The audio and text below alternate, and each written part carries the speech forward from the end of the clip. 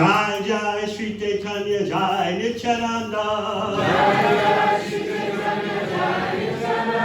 Jai Advaita Chandra Jai Gaur Bhakta Vrinda. Jai Jai Sri Chaitanya Jai Nityananda. Jai Advaita Chandra Jai Gaur Bhakta Vrinda. Jai Jai Sri Chaitanya Jai Nityananda. Jai Advaita Chandra Jai Gaur Bhakta Vrinda.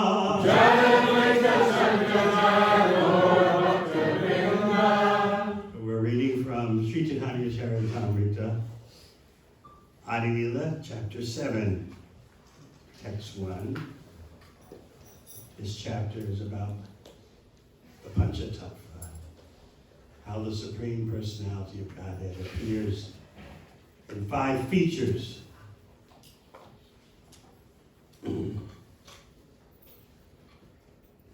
Agatyekam gatim natva.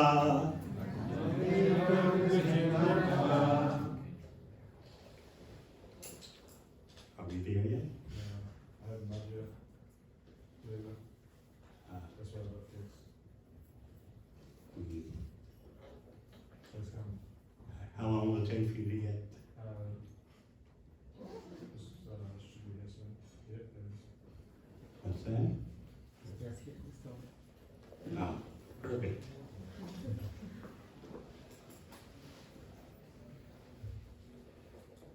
Agatyeka gatim natva.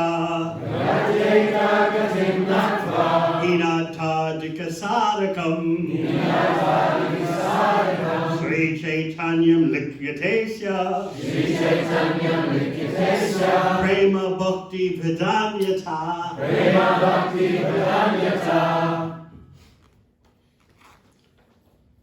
Agatyeka gatim natva. Inatadika sadakam. Sri Chaitanyam Likyatesya. Prema Bhakti Vedanyata. Agatyeka gatim natva. Inatadika sadakam. Sri Chaitanyam Likyatesya. Prema Bhakti Vedanyata. Agatyeka gatim natva. Inatadika sadakam. Chaitanyam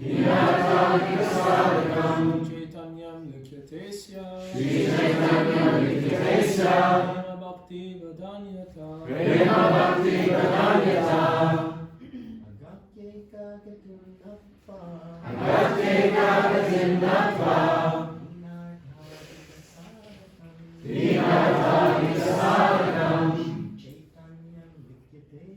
Sri Chaitanya Likyatesya.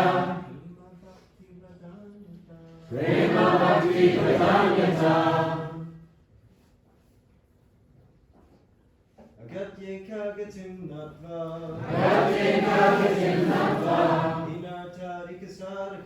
Inatadika sadakam. Sri Chaitanya Likyatesya. Prema Bhakti Vedanyata. Vaishnavis. Agatyeka gatim natva. Inatadika sadakam. Sri Chaitanya Likyatesya. Prema Bhakti Vedanyata.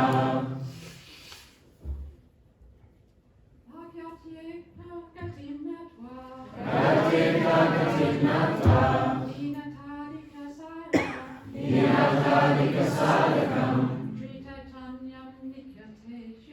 Sri Chaitanya Likyatesya. Prema Bhakti Vedanyata. Agatyeka gatim natva.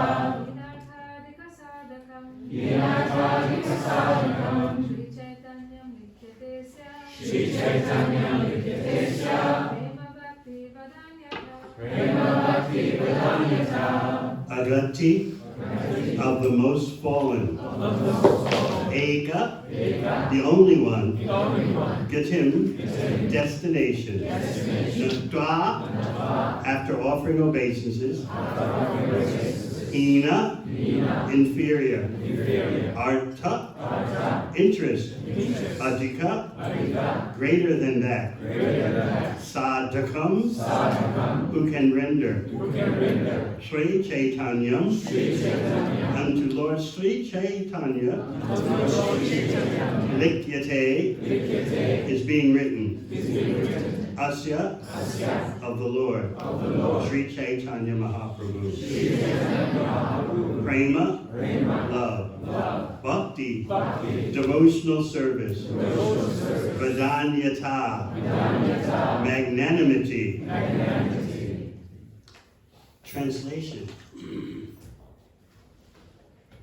Let me first offer my respectful obeisances unto Lord Chaitanya Mahaprabhu, who is the ultimate goal of life for one bereft of all possessions in this material world, and is the only meaning for one advancing in spiritual life. Thus, let me write about his magnanimous contribution of devotional service in love of God. Purport. A person in the conditioned stage of material existence is in an atmosphere of helplessness. But the conditioned soul, under the illusion of Maya, or the external energy, thinks that he is completely protected by his country, society, friendship, and love, not knowing that at the time of death, none of these can save him. The laws of material nature are so strong that none of our material possessions can save us from the cruel hands of death. In the Bhagavad Gita, it is stated, Janma Mrityu Jara Vyadi Dukkha Dosha Nudarshanam. One who is actually advancing must always consider the four principles of miserable life, namely birth, death, old age, and disease. One cannot be saved from all these miseries unless he takes shelter of the lotus feet of the Lord. Sri Chaitanya Mahaprabhu is therefore the only shelter for all conditioned souls. An intelligent person, therefore, does not put his faith in any material possessions, but completely takes shelter of the lotus feet of the Lord. Such a person is called a kinchana, or one who does not possess anything in this material world.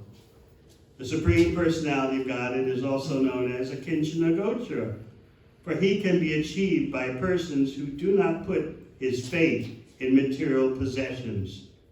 Therefore, for the fully surrendered soul who has no material possessions on which to depend, Lord Sri Chaitanya Mahaprabhu is the only shelter. Everyone depends upon dharma, religiosity, artha, economic development, kama, sense gratification, and ultimately moksha, salvation. But Sri Chaitanya Mahaprabhu, due to his magnanimous character, can give more than salvation. Therefore, in this verse, the words hinatar dikasadakam indicate that although by material estimation, salvation is of a quality superior to the inferior interests of religiosity, economic development, and sense gratification, above salvation there is the position of devotional service and transcendental love for the Supreme Personality of Godhead. Sri Chaitanya Mahaprabhu is the bestower of this great benediction. Sri Chaitanya Mahaprabhu said, Prema Pumarto Mahan. Love of Godhead is the ultimate benediction for all human beings. Srila Krishnadas Kaviraj Goswami, the author of Sri Chaitanya Charitamrita, therefore first offers his respectful obeisances unto Lord Chaitanya Mahaprabhu before describing his magnanimity in bestowing love of Godhead. Translation again. Let me first offer my respectful obeisances unto Lord Chaitanya Mahaprabhu, who is the ultimate goal of life for one bereft of all possessions in this material world, and is the only meaning for one advancing in spiritual life. Thus let me write about his magnanimous contribution of devotional service in love of God. Om Gyanatimanandasya Gyananjana Shalakaya Chakshur Militam Yena Tasmai Shri Gurave Namaha. Jai Shri Krishna Chaitanya Prabhu Nityananda Shri Advaita Gadadhara Sivasati Gaura Bhakta Vrinda. Hare Krishna, Krishna Krishna, Hare Hare, Hare Rama, Rama Rama, Hare Hare. As we spoke last night, we'd like each of you to embed in your heart the personal importance of Sri Chaitanya Mahaprabhu. An importance that can't be surpassed by anyone. Of course, Lord Chaitanya is Krishna himself in the role of Krishna's own devotee. And as we briefly explained last night, Lord Chaitanya, when you look at him, he's a combo, the greatest combination ever. He's a combination of Guru and Krishna. He's Krishna taking the role of a student to show by example how to be a student of Lord Krishna. And he's Krishna himself. So he's Guru Krishna combined. But more deeply, he is Radha Krishna combined.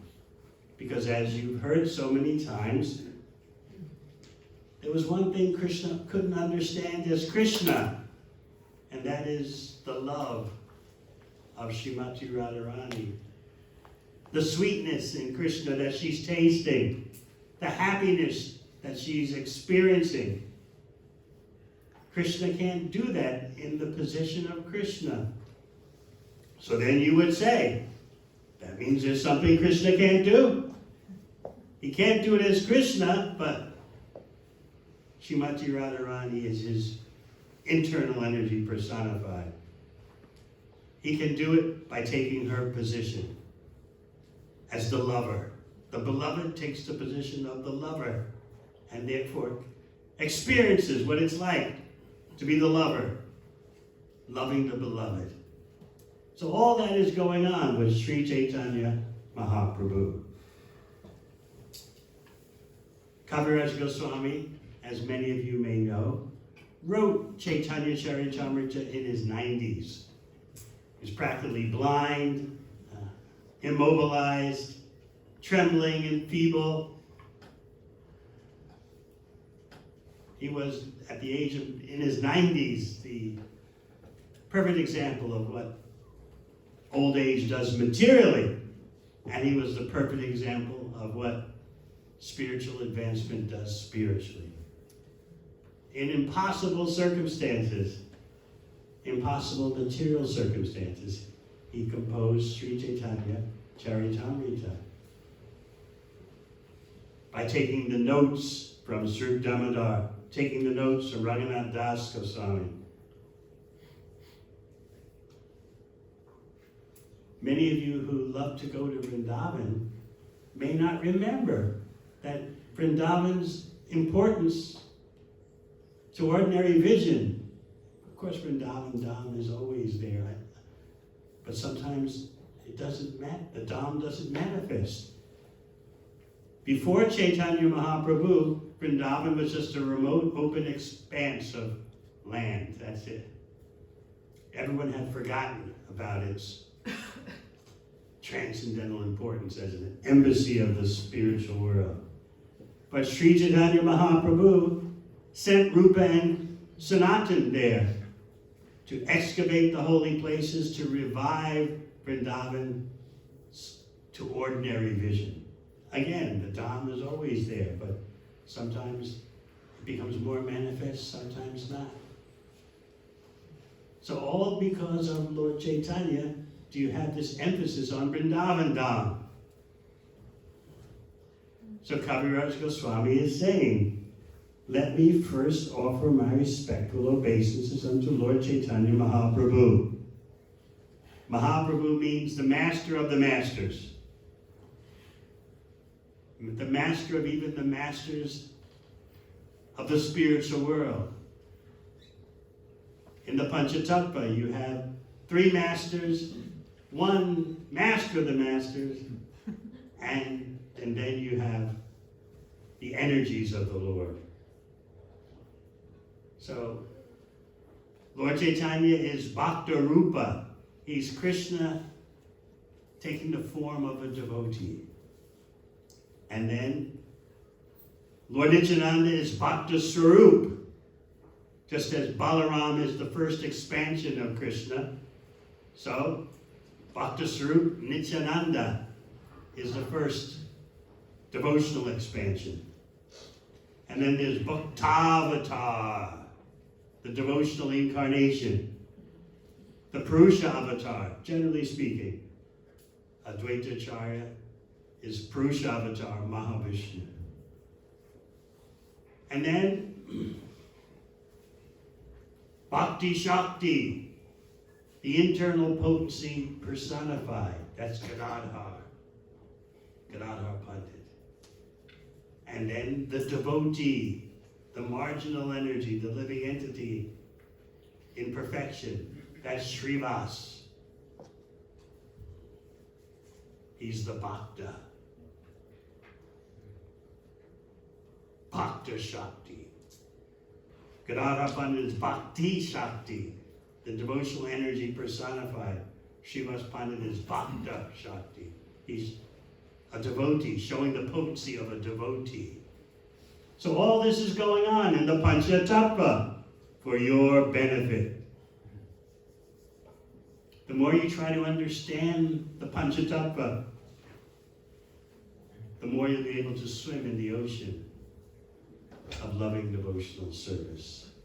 And that ocean of loving devotional service is what Lord Chaitanya came to give.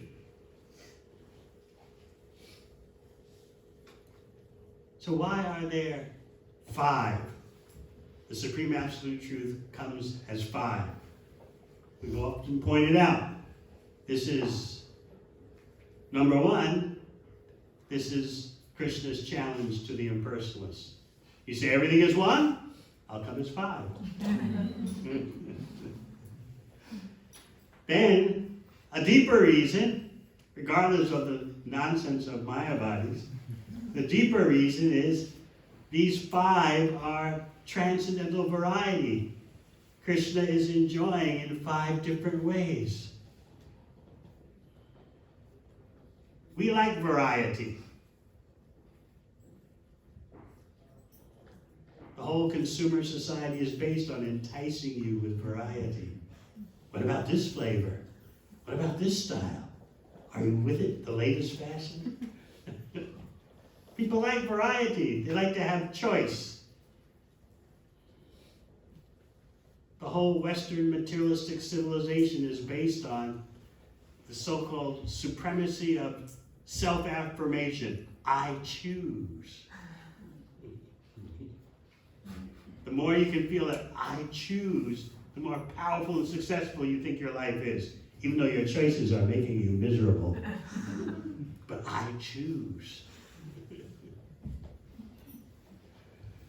I have chosen you. I have chosen this. I have chosen this color phone and not that color phone. I've chosen this cover of my phone and not that color of my phone. We think the more choices that are available, the greater life is. I choose to travel to this country and not that country. I choose to be with this person today and that person tomorrow. You get a sense of accomplishment when you have choices. And it's considered very demoniac to have your choices restricted. Oh, you live in a country where your choices are restricted. How primitive, how barbaric. Never mind that your choices are making you miserable. The whole point is to have choice and work hard to pay for it. But that you don't pay attention to. You think, That's just the price you pay for fulfillment. Working hard is the price you pay for enjoyment.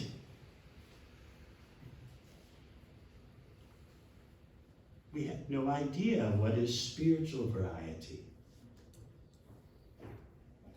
Therefore, the Panchatattva come and point out, demonstrate the varieties of the spiritual world. The variegatedness of the internal potency.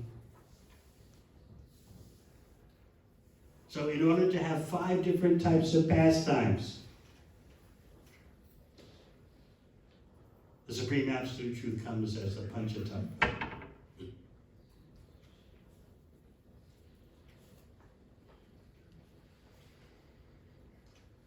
So this chapter, of which we're chanting the first verse, is about the glories of the Panchatattva. And of the Panchatattva, there's Mahaprabhu. Nityananda is Prabhu. He's the Supreme Personality of Godhead. Advaita Acharya is Prabhu, the Supreme Personality of Godhead. But they all see themselves as servants of Mahaprabhu. So in the Panchatattva, you see mastery in its perfection. The 3 Prabhus, of which one is the Mahaprabhu. And then that reality, that transcendental reality, causes us to reflect on how all of material life is based on false mastery. We think success means to be the master of our situation. But in order to be the master, the so-called master of your material situation, you have to submit to so many masters. But that's all right as long as you get your chance to be the master.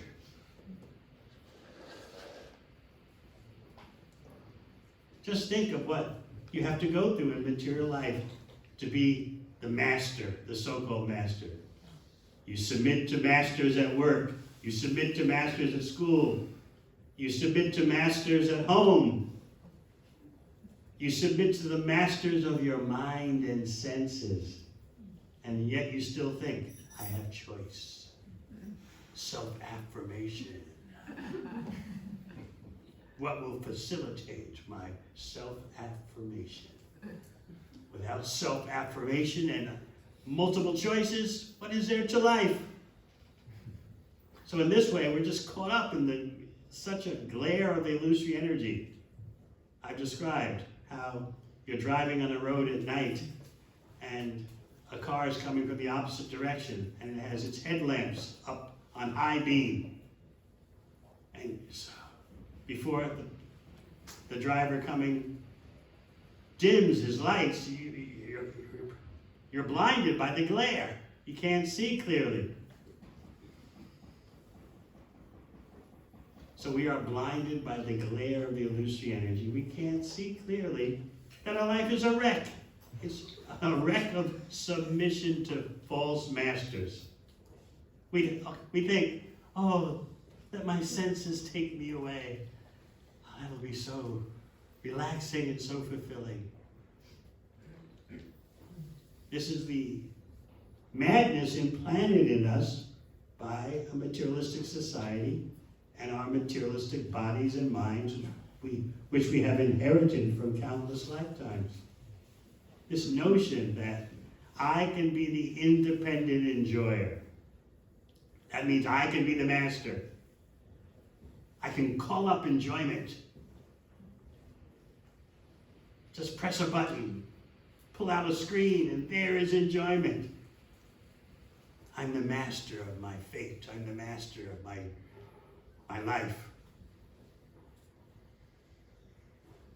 I was just discussing with someone yesterday about the statistics, about the average time, the global average for people to spend on screens daily. Of course, Chandidas Prabhu is going to give a seminar on the addictiveness of video games. Is that it? Yes. How they're designed to hook you. Well, I'm just talking right now about the results of the hook. The average person around the world, global average, spends almost 7 hours a day on screens. It's shocking when you hear that. You don't think about what's going on. 7 hours a day, global average. USA is a bit more. And young people are a bit more. Even a child between the ages of 8 and 12 averages close to 6 hours a day on screens. What do you think is happening to people's brains? Half the time is on laptop and computer screens, the other half is on mobile devices. So you can see what's happening to society. If you were a demon, this is the way you would control. It's so easy now.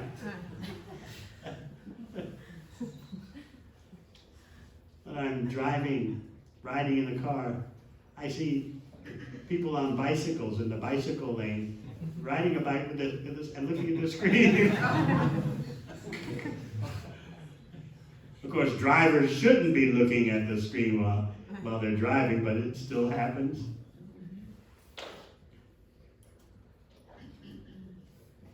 The police can calculate when there's a big car crash. They can calculate if someone was looking at their screen and causing the accident by checking their accounts. And they can say, "Oh, at this moment of impact, you were on your screen." So, where is civilization? That's the question you have to ask yourself. Where is civilization? We have this idea of being the master. We plead practically, give me some situation in which I can be the master. Let me lord it over some way, somehow. Won't someone do what I say? Won't there be someone who does what I want? I'll be fulfilled. I'll be satisfied if I can just be with someone who does what I want, at least part of the time. Oh, how happy I'll be. To fulfill the demands of my mind and senses. We don't think that we're slaves of our mind and senses. We just think that let these demands be fulfilled and then I'll be peaceful. I'll be content. At least there'll be something to do. You forget how boredom is such a big problem in material life. We've discussed before how if you're a devotee who's fully engaged in devotional service, day after day, month after month, year after year, there's one thing you can never say. You can never say you're bored. You may say, oh, I'm disappointed by this situation, or so many things may happen to you. I'm elated, I'm in ecstasy. But you never say, I'm bored. If you're an actual part of the Sankirtan movement, you can never say you're bored because you're part of Lord Chaitanya's Sankirtan mission. So you forget what it's like to be bored, to not know what to do with yourself, and just want to be entertained. You just want to be diverted. Give me a diversion, please. Entertain me. Gratify me.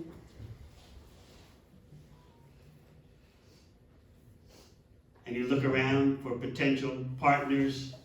What's your qualification that you're looking for? I want someone who's into me. Who's into me? Who's going to shine the spotlight on me 24/7? That's what we call quality time. And for all that, you have to work so hard. But we don't consider it work so much. Why? Because it's helping us to get what we want, to be the master. And we think we're the master of our fate. As one purport in Bhagavad Gita describes.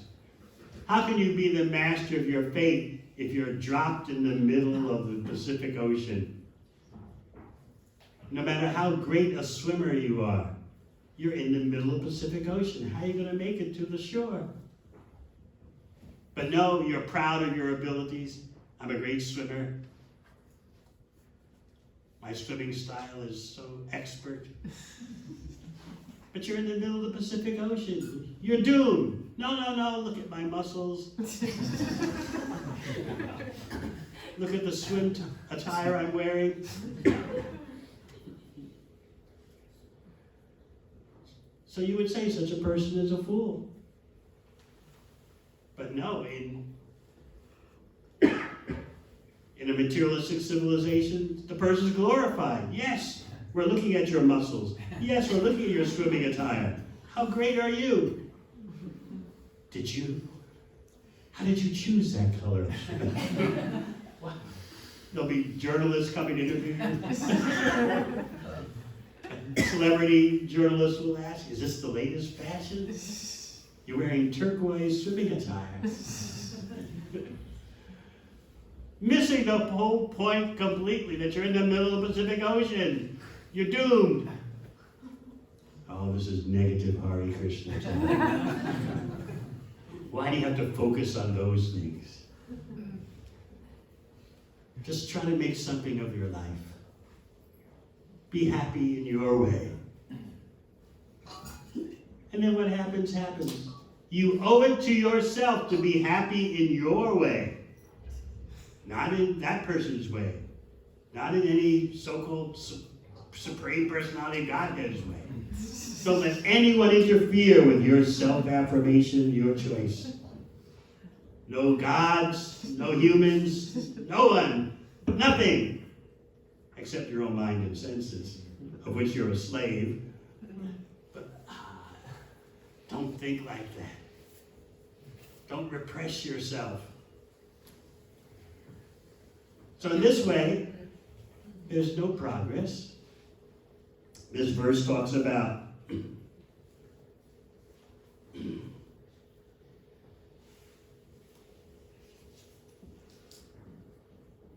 Gati, destination. Agatyeka gatinna dwa. Where is our destination? To go to a destination, you have to move. So you see so much motion, but where is it going? A tree doesn't move, but a human being can move. But where's the motion of the human being going toward? What's the purpose of all that motion? Actually, there's no motion at all because the goal is so illusory. The goal is imaginary. Therefore, the motion, the movement is imaginary. That's why it's said that material existence is lived in the mind. The mind manufactures so many artificial needs, artificial desires. This is called manodharma. The principles of living, the rules for living that are manufactured by the mind. And people think, oh, I'm expressing myself. I'm being me. That's considered a very credible defense these days. What are you doing? I'm being me. You want to be more cool and more hip? I'm doing me. Everyone will nod their heads. Ooh.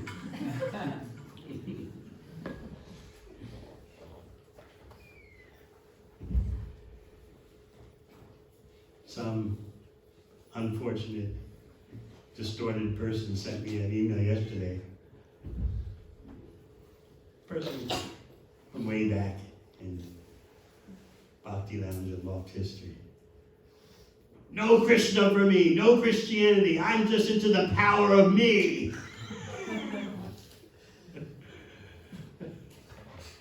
What do you say to that? I had to block the person on my email. He kept sending a message every day. Are you going to respond? Are you going to respond? There's no one but me. Now, others would say, well, that's very extreme. There's not just you, there's other human beings. It's family, friends, society. But what is the purpose of those relationships if there's no movement toward an actual worthwhile destination? What's a worthwhile destination? Someone will say, how can you say what's a worthwhile destination? It's up to everyone to have their own worthwhile destination. But when you evaluate the potential destinations of material life, it's all the same. The ultimate miseries are waiting. Janma Mrityu Jara Vyadhi. That's why Krishna in the Gita says the mark of an intelligent person is to see where you're going. But there's not just the ultimate miseries. Guess what? There's the daily impact of the threefold miseries. Adhyatmic, adhidaivic, adhibautic. Miseries caused, as you know, every new bhakta learns this, I hope. Miseries caused by your own body and mind, adhibautic. Miseries caused by other living entities. That doesn't mean simply mosquitoes. It can also mean, as you can read in teachings of Lord Chaitanya, miseries adhibautic from other living entities means living entities from other planets. And adhidaivic, miseries caused by material nature.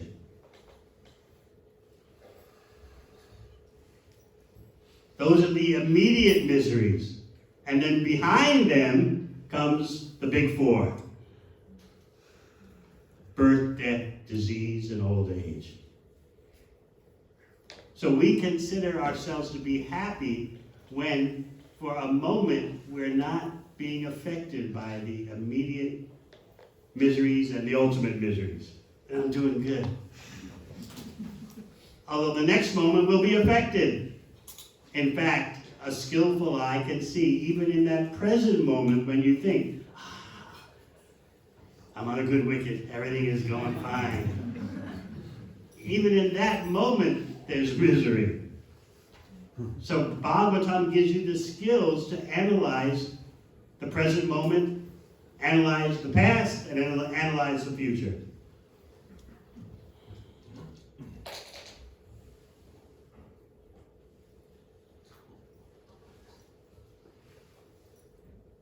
This is important because we're so present moment orientated.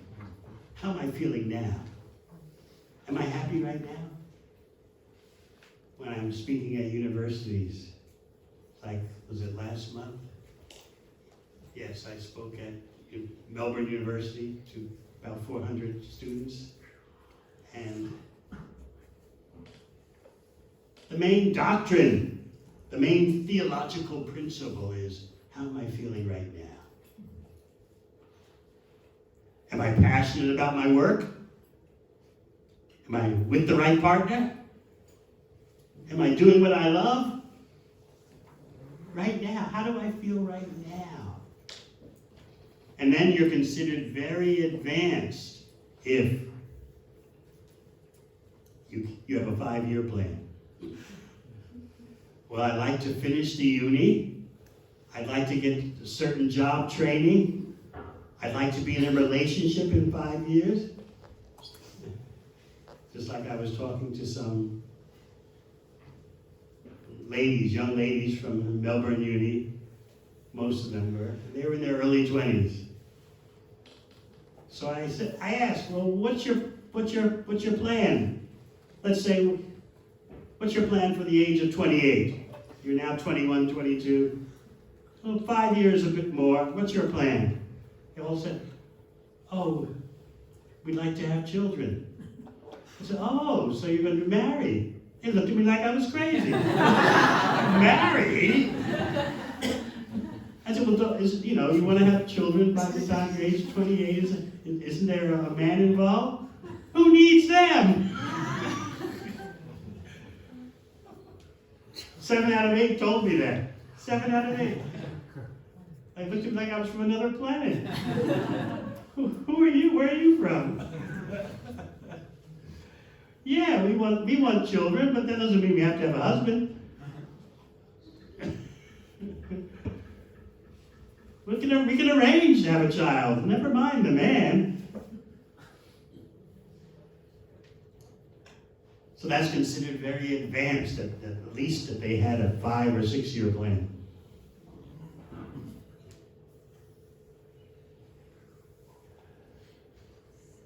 Beyond that, if someone in their 20s says, I'm thinking about my retirement fund, they're considered, wow, you're really smart. You're really far ahead. You're thinking of your retirement plan, how you'll finance your life when you're in your 60s. Wow, you're a deep thinker. You're really expert. But if you ask, well, what are you going to do after retirement when you change bodies? Are you mad? Who cares? Who knows? Why worry about that? You Hare Krishnas are so focused on what's going to happen in the future that you're not savoring the present moment. Of course, we can analyze your so-called savoring of the present moment. What is it like? What's the quality? And you claim to be intelligent by your getting car and house insurance, guarding against the future. By your going to the uni, you hope that they'll give you technical skills so you can make more money while going deep in debt. That's okay. Yes, I'm preparing for a career. Very good, very good. What? You don't have house insurance? Your insurance policy, are you sure it covers wild weather? So all that is considered very pragmatic, very intelligent, but that's thinking about the future.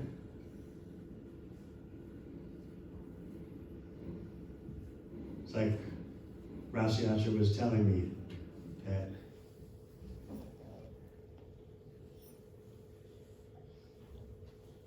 her parents, for their great-grandchild, have already established a trust fund.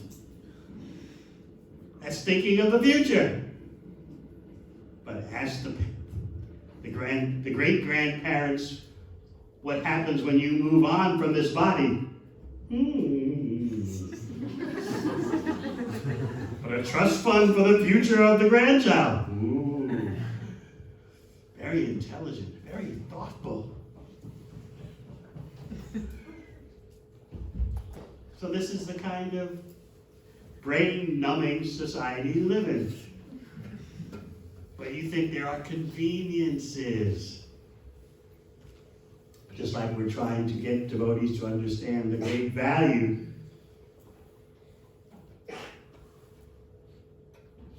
of naturally produced food. They're accustomed to supermarket consciousness. I was discussing with Krishna Prasad and Radha Prasad. Supermarket consciousness means you go to the supermarket and you pick what you want. Never mind what's available or not available, you pick what you want. So we have this same mentality when dealing with our devotee farms. Well, you got an excess of lettuce? Tough. That's not my affair. Or you don't have a certain kind of food, certain kind of vegetable? Well, I'll go somewhere else and get it. There's no understanding of the cooperative link between the farm and the eaters, the consumers. In our case, the offerers of food to Krishna. We're not depending on nature. Sometimes there's too much of this, and so you have to take a lot of that. Sometimes there's too little of that, so you have to wait. We've lost our sense of dependency on nature. Food comes from the supermarket. Everything depends on your choice. And if something's not available in one supermarket, you go to another. If it's not a Countdown, you go to New World. If it's not a New World, you go to what? Back and Save. That's where food comes from. And there's no need of any cooperative thinking. It's just you and your choices. And so what if the food is loaded with chemicals? I mean, I don't taste the chemicals, so it must not be there.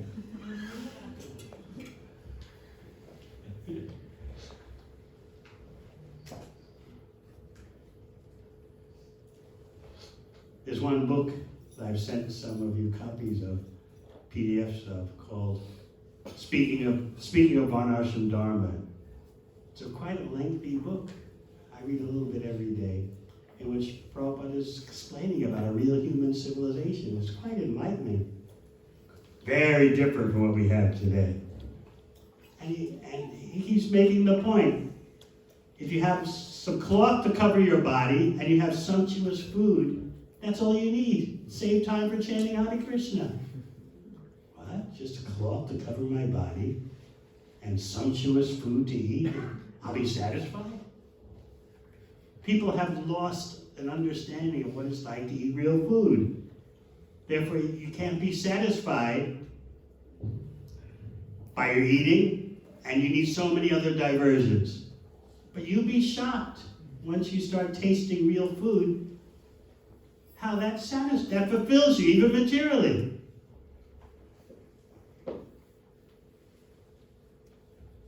So Prabhupada explains about Indian families, the traditional Indian families. Today, the Indian family is so much based on IT, the IT industry. But the happiness, he explained, of a traditional Indian family is eating. But that's considered so primitive these days. The wife, the mother, spends most of the day in the kitchen preparing this, preparing that. Ooh, barbaric. But everyone's happy eating. Eating fresh food, sumptuous food. And in our case, it's prasad. So your material desires are overpowered by Krishna prasad. But everyone has lost track of that kind of culture. Therefore, if you say, we've got organic food available, oh, so what? It's so inconvenient, you know? It's so easy just to go down the street to New World, Pack and Save, get your chemically saturated food.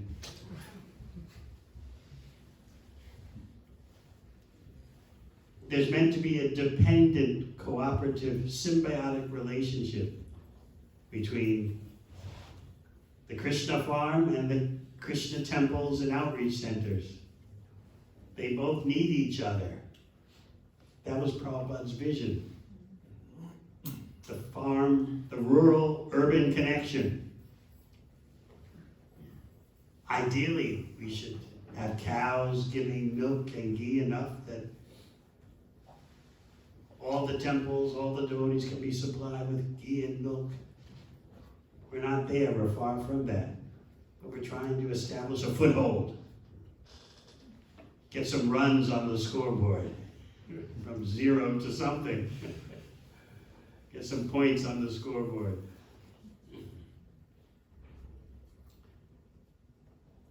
So unless our own devotees understand what it's like to taste real food, what it's like to produce real food, the price they're paying with their bodies and minds eating chemically saturated food, unless they understand that, our farm projects are doomed because our own people don't see the value.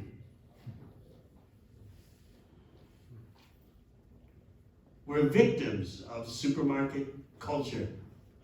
Where does milk come from? Milk comes from the supermarket. Where do veggies come from? Veggies come from the supermarket. We don't see the link between what Bhagavatam calls the noblest profession. Agriculture is called the noblest occupation because you're always dependent on nature, and you can easily understand there's a Supreme Personality of Godhead. The farmer easily understands that. If there's too much rain, too little rain, too much sun, too little sun, dependency on nature is foremost in the farmer's mind, and it's then easy to understand behind nature there's a supreme controller.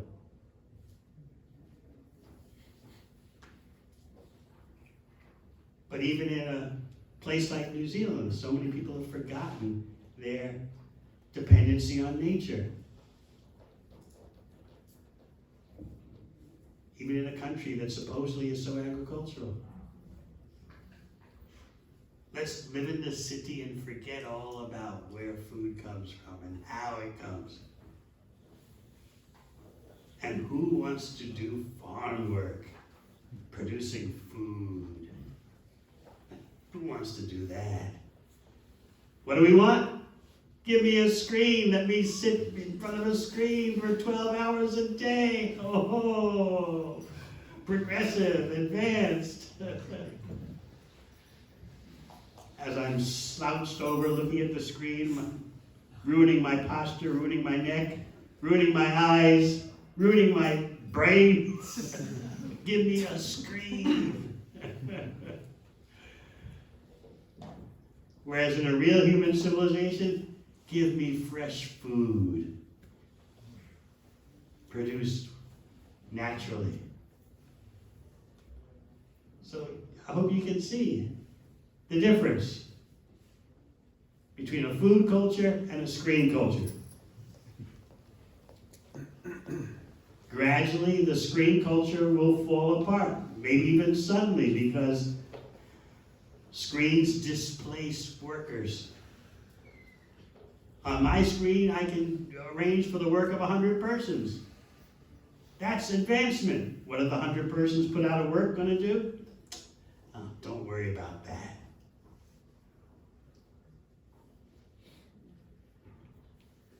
So it's coming more and more. You'll see. There's societies on top, there's a few in control, supplemented by a vast army of technocrats. And then there's the ordinary people who don't have a clue what to do with themselves, except look at a screen 7 hours a day, and the content is all predetermined to bring about certain thinking.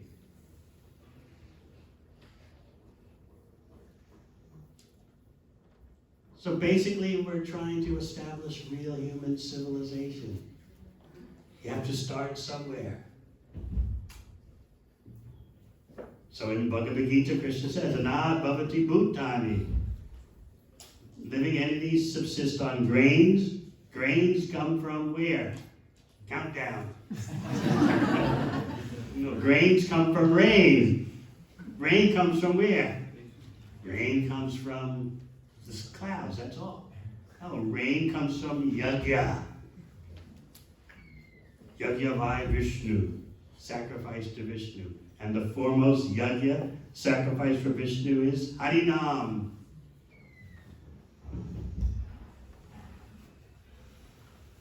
So we're discussing all this just to establish the point. What is real movement toward a destination? Agat yeka gatim natva. Understanding, once you understand the lack of real human progress, in fact, it's going the opposite direction. Human beings are becoming more and more expert at killing themselves.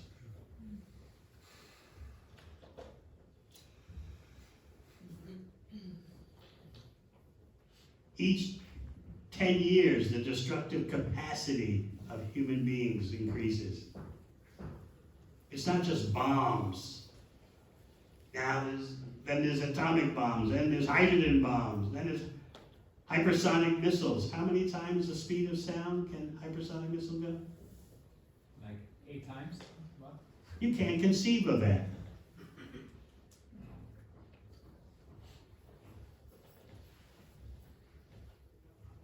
What's the speed of sound?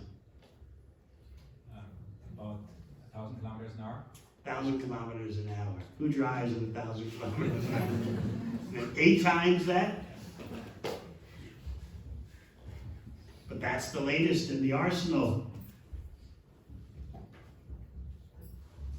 But people will say it's having these weapons helps for peace. Weapons are for destruction. So the mass destruction gets bigger and bigger. The civilians dying in conflicts increases. War today means terrorize human beings who are not military personnel. Terrorize especially the women and children. And then when the general population is terrorized, they'll beg the government, surrender, surrender, we can't take it anymore. That's warfare today. Whereas the Battle of Kurukshetra, sometimes people say, why is Bhagavad Gita spoken in the middle of 2 armies on a war field? How barbaric. We've explained so many times. The Battle of Kurukshetra consists of professional warriors taking place far from any civilian population, in a remote place.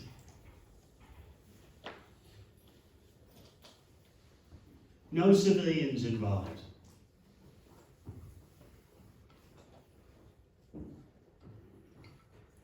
Yet, we think we have an advanced civilization today. The more you understand what's going on, the more horrified you are. The problem is much deeper than so-called conspiracy thinking. That just touches the surface, if at all. The more you understand, fundamental point of no human civilization, the more you can understand what Lord Chaitanya is doing. Agatyeka gatim natva hinatardika sadakam.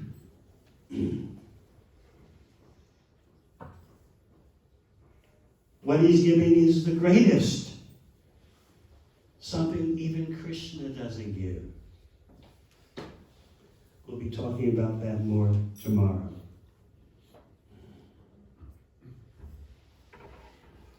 What is it that Krishna doesn't give, that Krishna as Lord Chaitanya gives?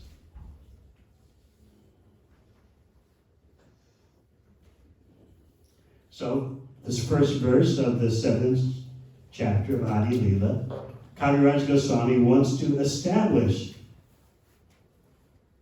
that Lord Chaitanya is the most magnanimous personality. The ultimate goal in life. The only meaning for someone advancing in spiritual life. Now you may say, that sounds sectarian. The only meaning for someone advancing in spiritual life. Taken in an ordinary context, yes, you could say it's sectarian. There's so many other ways to be spiritual. But when you understand the depth of spirituality, then you can see no one rivals Lord Chaitanya's contribution. I'm glad so many of you are reading Chaitanya Charitamrita. How many have read the whole Chaitanya Charitamrita? Raise your hands. Very good. But don't forget teachings of Lord Chaitanya. I listened to it again and again while taking prasad. In one book, not even a big book, in one book is the magnanimous contribution of Lord Chaitanya so brilliantly described. I don't know how Srila Prabhupada got all that into one book. It's transcendental, inconceivable genius. You get Lord Chaitanya's mission and message and precepts all in one medium-sized volume. So I highly recommend it. And you get to see, in a nutshell, why what Lord Chaitanya is giving is the ultimate in spirituality. Far beyond just understanding you're not the body, a point we have so much difficulty establishing these days. It's considered really deep. You know, there's I say it so many times every Sunday at Bhakti Lounge, at the Loft, and places in Australia. What is it about you that doesn't change, although the body and mind are always changing? And then the person, So then I repeat it another way. What is it about you that's beyond physiology and psychology?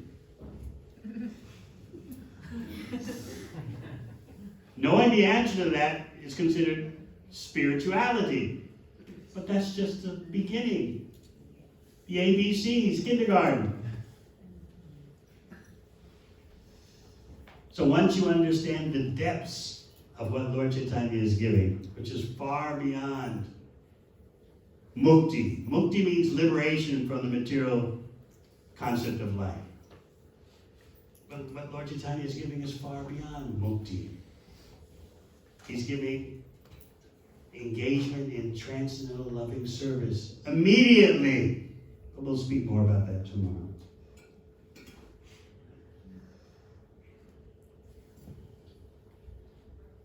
So what you are involved with is not simply spirituality.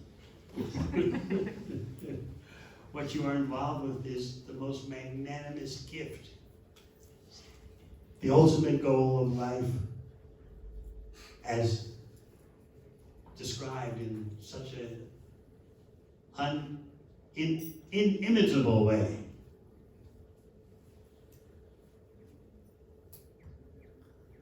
The depths, there are various depths of knowledge and understanding. To go deeper doesn't mean you're sectarian. Just like I was talking with Anantanag about how he comes here to New Gupta Raj in his spare time and executes so many tasks. He's an engineer, so he loves it when there's engineering things to do. Connecting this, disconnecting that. Electrical systems, mechanical systems. He's in ecstasy. It's very relaxing for him. You have to be an engineer to understand this. So I asked him, how's the tractor doing? Because Krishna Prasad donated a tractor to New Gupta Raj, donated a tractor from New Kalinagram. So Anantanand's been tinkering with it. So to me, I just said, how's the tractor doing? I had no idea of the details, the components. And then he explained to me, oh, this fluid is leaking. This needs to be tinkered with. This needs a new part here. So how can our knowledge be compared to be the same? Well, what should I tell them? Oh, you're being sectarian. What is it, the fluid that you had to correct? Steering fluid, steering cylinder. The steering fluid. What did you have to stop the leak? Had to take steering cylinder out and fix it. Take the cylinder out and fix it. What an Ananda. It is an Ananda because you're doing it for Krishna. From the material point of view, it's also pleasing. He's using his propensities. So suppose he told me I had to do something about the steering fluid. And what would I say? Oh, you're being sectarian. It's just a tractor. Just fix it. Well, this is how I'm fixing it. These are the internal components, how they work together. You're being sectarian. Just accept that it's a tractor, that's all. And it'll run by itself. So when we hear about Lord Chaitanya's most magnanimous contribution, you may think, oh, that's your belief system. You're considered very liberal if you have that kind of response. I respect your belief system. I respect your spirituality.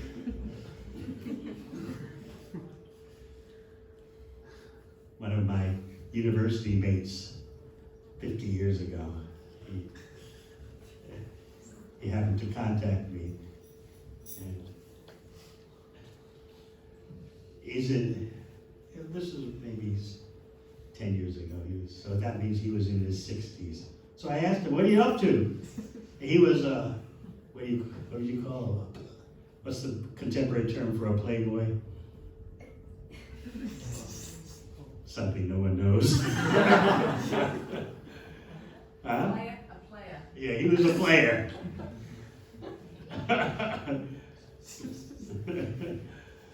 Very dedicated player. And so I asked, well, what are you doing now? You know, you're in your 60s. Guess what? I'm getting married. And he asked, well, what are you doing? I told him, I'm doing what I've been doing for the past 50 years. He said, I'm glad spirituality is working for you. That's considered a liberal answer. I'm glad it's working for you, but don't try to put it on me.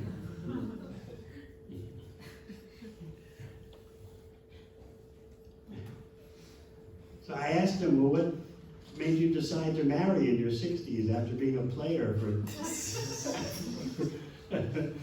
50 years or so? He said, like I told you 50 years ago before we graduated, all this being a player is it's just a false ego, but you know, that's the way it is, you know. You get to lord it over the ladies and string them along and conquer them. It's all for the false ego. So in my 60s, I realized that and figured it's time to settle down.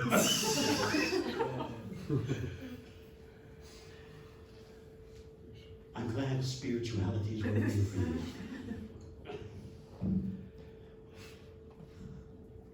So we want to go deeper than spirituality. We want to understand Lord Chaitanya's most magnanimous contribution. And that's what Kaviraj Goswami wants to educate us in. Let me write about his magnanimous contribution of devotional service in love of God. Unless you understand the depths of devotional service knowledge, you will understand why is this so extraordinary? This magnanimous contribution, what's so noteworthy? Isn't Lord Chaitanya just giving another belief system? Isn't he giving spirituality like so many others are doing?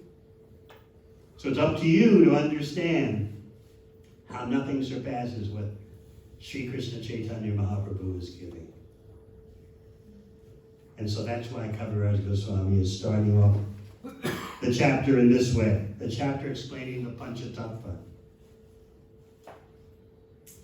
Once you understand the Panchatattva more, you'll understand why chanting and dancing and taking prasad is so important. Hearing about Krishna, talking about Krishna is so important. What to speak of distributing Krishna to others. Understanding the Panchatattva leads to understanding all that and making it your life and soul. So I was watching the chanting and dancing last night. How expressive and heartfelt was the chanting was coming from the devotees. This is Lord Chaitanya's program, which even in Lord Chaitanya's day, when he was physically manifest, the so-called sadhus would make fun of him. The Gyanis, the yogis, the karmic workers, who are far beyond the standard of human beings today. Karmic workers at least understand they need to do certain things to go to the heavenly planets. The Gyanis understand there's all-pervading Brahman. The yogis understand there's mystic powers to be had. But they couldn't understand what Lord Chaitanya was doing. What is this? He's such an attractive, golden sannyasi, but he's chanting and dancing in the company of other sentimentalists. So you can think that also, unless you have higher knowledge about what is this chanting and dancing all about. It's all about what Lord Chaitanya did. Of course, when he did it, tears would pour from his eyes and soak the ground around him. He would collapse on the ground, roll on the ground, overwhelmed with the most rare ecstasies in spiritual life. He's Krishna himself showing what it's like to be at the pinnacle of bhakti perfection. All right, any questions?